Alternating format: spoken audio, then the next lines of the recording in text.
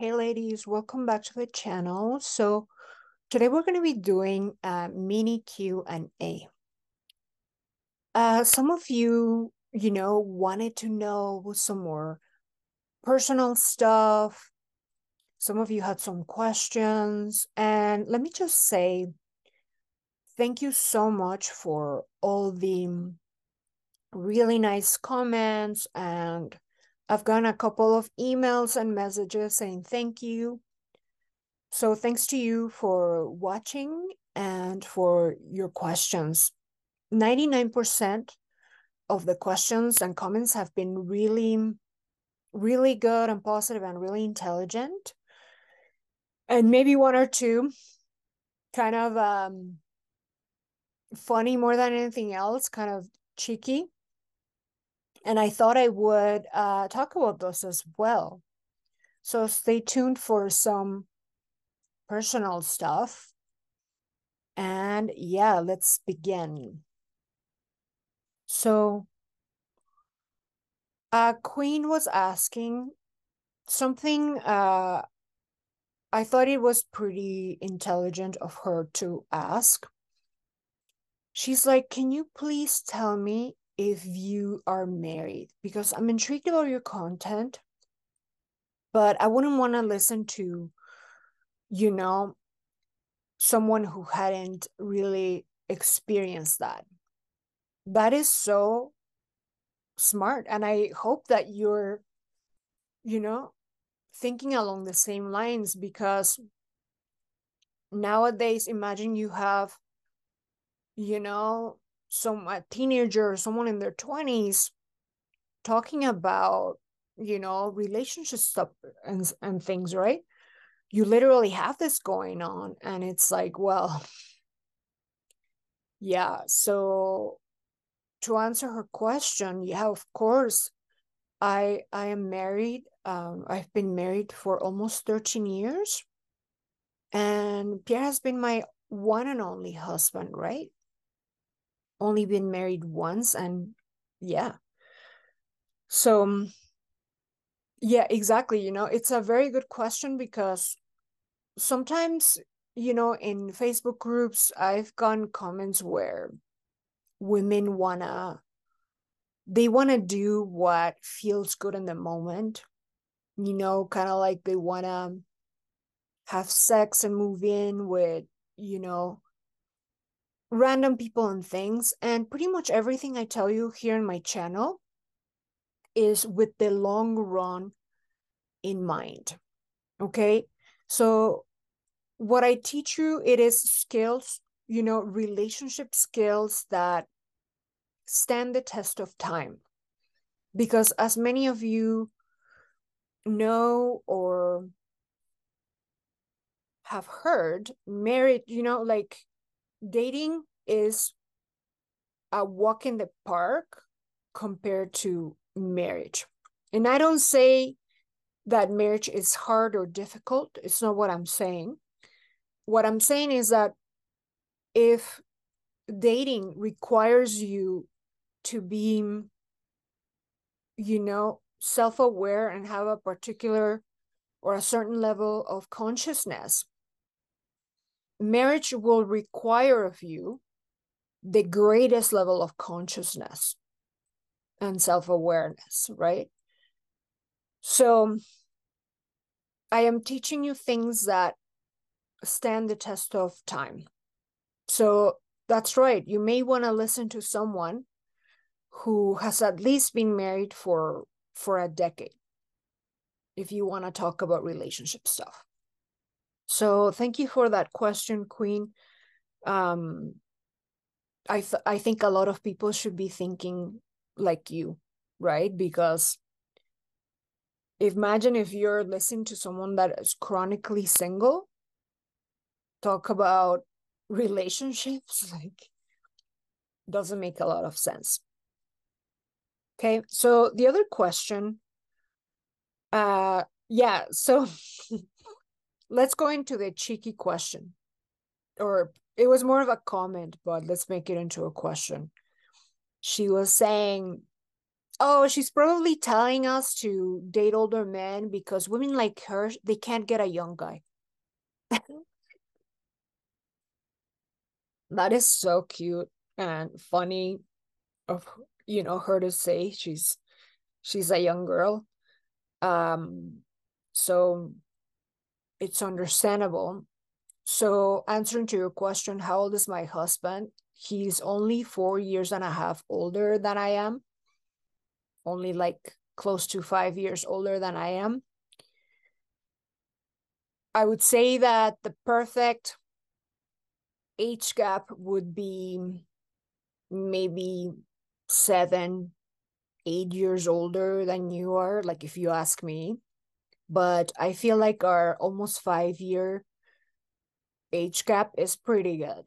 It's pretty good. So yeah, it works. So no, I'm not married to an 80-year-old or a 7-year-old.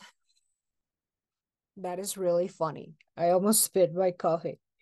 Um, what else do we have here?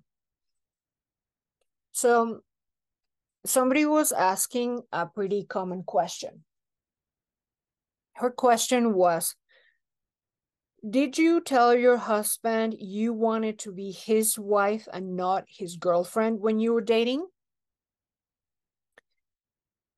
And the answer is not with my words, not with anything that came out of my mouth, really.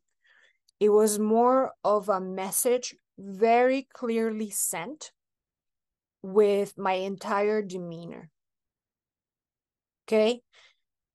It was an energy of, yeah, she's not staying in the dating market for long, right? He knew that I wasn't the type of girl that would be staying single for, and not because I couldn't be alone. I had a lifetime being alone. In fact, let me just quickly talk about that. I had been a lifetime alone by 27, right? Um, he was my only, real actual relationship because it never made sense to me to get attached to someone young when I was going to go to school abroad and when I was so busy building my life and my skills and fulfilling my dreams and traveling and becoming my own dream girl, right? So why would I get attached to someone whom I'm not going to marry? Why would I want all that heartbreak, all that, yeah, sure, I'm sure it's fun, but it never made sense to me to get attached to someone younger, wasting time instead of building my own life and my skills and things. I did so many things by the time I was 26. So then when I was said, okay, I want to get married now, it wasn't going to take long because a girl that, is very happy with herself at that point in time, she's not going to stay, she's going to be in demand. So he knew. So I didn't have to say anything with my words. Um, I think now, so we met online, in case you wanted to know, we met on Facebook. Back in the day, there was a thing called, this is more than 20 years ago, or, oh no, like 15, no, 13 years ago. A thing called Are You Interested in Facebook? And it was more of a game that was very similar to Tinder. So it wasn't anything that you took too hard or too seriously, right? It was more of a lighthearted, game on Facebook. But in any case, we met there. But now, if I was doing this now, I would definitely have on my profile that I am looking for the one and for marriage, right? um because this is the single first filtering layer that you'll have when you don't want to waste time. And if that conversation really ever comes about, or if it ever came about, you wouldn't say, I want to be your wife. No. You would say, I'm looking for marriage. My intention is to get married and meet the one. I wouldn't say married to you. No. Like, the essence of what I teach is to never chase men. So it could be you. It could be you. It could be someone else naturally, right? So I wouldn't say that directly. So what else? What other question we have? Oh yeah, so she says the other part of her comment was she's probably talking about all this polarity nonsense because she can't get some young guy, right? So what is this polarity nonsense?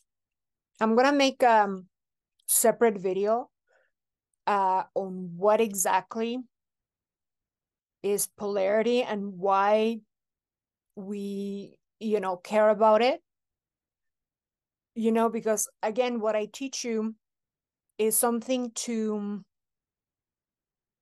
take you from meeting someone to decades of marriage to forever. That's what I teach. Okay. It's something, these are teachings with the long run into account. So naturally, when you meet someone, they call it the honeymoon period. So this lasts about a year and a half, where naturally you will be in your most feminine, normally, where he's chasing you more, and he will be more in his masculine naturally. So polarity will be at its natural peak, okay, for the honeymoon period. But after that, you have to consciously create polarity. You have to maintain some of the behaviors that you had when you first met.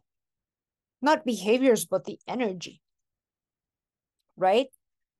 Because after the honeymoon period ends, that's why so many people have issues, because they don't know what polarity is and they don't know how to recreate it or how to maintain it.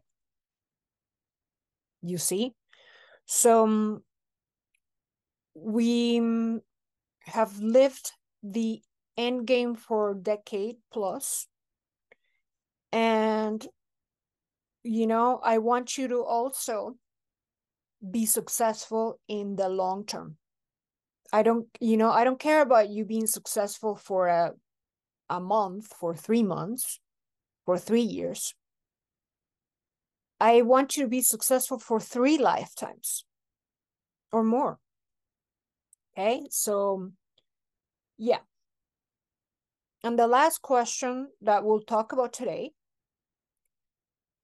it started with a comment, but I'm going to turn it into a question. Is it dangerous to date older men? Because she says it's dangerous today to send young women to older men that will manipulate them. Okay? You know what is dangerous? What is dangerous is any woman going out to meet any man without a really strong code of conduct, without really firm values and really strong boundaries. And more importantly, without a firm intention. And again, very, very strong code of conduct and a plan and a strategy. It is very dangerous for you to go out and date and meet any man of any age, race, origin, country without a code of conduct. For example, it is very dangerous for you to be going around having sex with everyone you date. You say it's a relationship, but dating is not a relationship. Okay? It is very dangerous for you to allow access to any man to the most innermost part of you. You know why? Because it is very high risk for women to do that. You can walk away with some really serious consequences. Forget about heartache. Forget about heartbreak. Forget about losing, your belief in love and marriage and relationships. Forget about that. What about the women that walk away with a child? With a child that will have no father? What about you walking away as a single mother?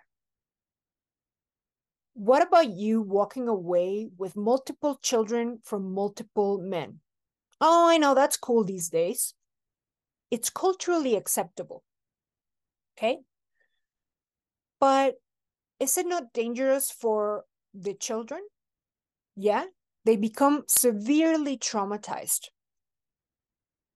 There's abusive situations, really bad trauma that goes into the next generation. That is dangerous. You going out without a firm code of conduct and boundaries and intentions, that is very dangerous because it comes at a very high risk for women more than anyone else. So, is it dangerous to see older men? It's dangerous for you to not have any code of conduct. So, I invite you to have a strong code of conduct and boundaries of who gets access to you. Okay? So that's all the questions for today. So, guys, by all means, feel free to ask away. Go to the Facebook group. You can post questions anonymously. You can share your situation anonymously. If you are concerned about anything related to these topics, join our Facebook group and fire away in the comments. Thank you guys so much for watching, and I'll see you guys soon. Bye now.